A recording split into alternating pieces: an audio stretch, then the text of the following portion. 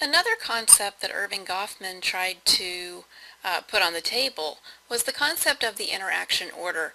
Now, Goffman, being an interaction or a micro perspective theorist, really didn't want us to view the world in terms of how those social structures were a determining factor in social reality. Instead, he wanted us to view the world in terms of how the interactions that we have with each other on a daily basis form the foundation for the structure to exist.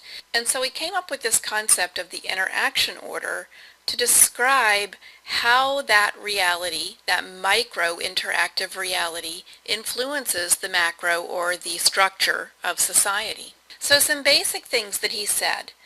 His interaction order was a basic outline of social units from smallest to largest interaction, and it was his attempt again to show how the micro influences the macro. It was his model for how social structures are built and maintained, and his work was a map of interactions that we have in social settings. So we should think of his work on the interaction order as a starting point rather than a complete and fully developed theory. In Goffman's interaction order, there are 6 classifications of interaction: the person or persons, contacts, encounters, platform performances, and celebrative social occasions. Now let's look at these one at a time. And note that these are in order from the smallest to largest kinds of interactions we can have at the micro level. So let's take a look at each one here. The persons classification. This could be the individual, 2 people.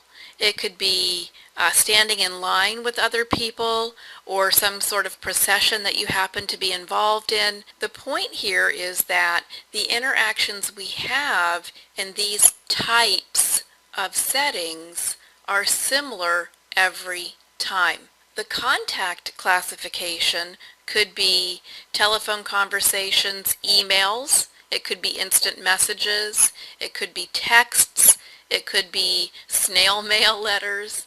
So this classification isn't necessarily face-to-face classification. And again, the process here helps to determine the structure. We have similar actions and reactions when we have this type of interaction. The encounter classification are arrangements where people come together in small groups. You're conscious here of the other people in the group. For example, this could be sharing meals together. This could be playing board games or card games together. It could be sharing some family time around the pool in the backyard, or it could be making love with your partner.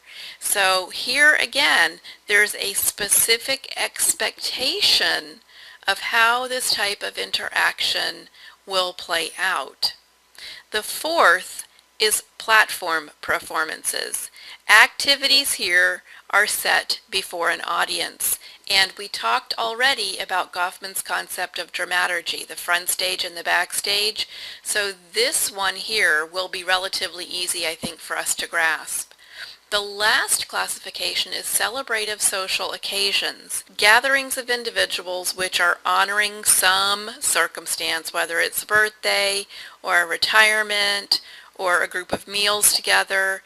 That can be one episode for one moment in time. It could be a family reunion that spans a week. It could be a family vacation that spans 2 weeks.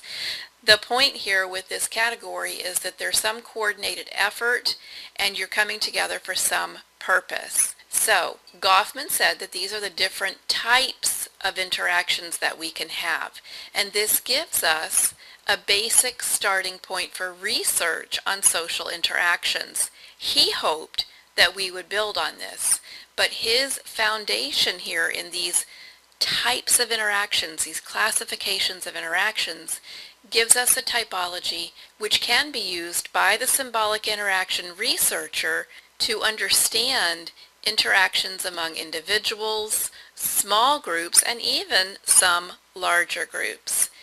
Goffman said that this is the foundation of the structure of society, and that we should not neglect to understand the micro perspective. All right, I hope this helps. Have a great day. Take care.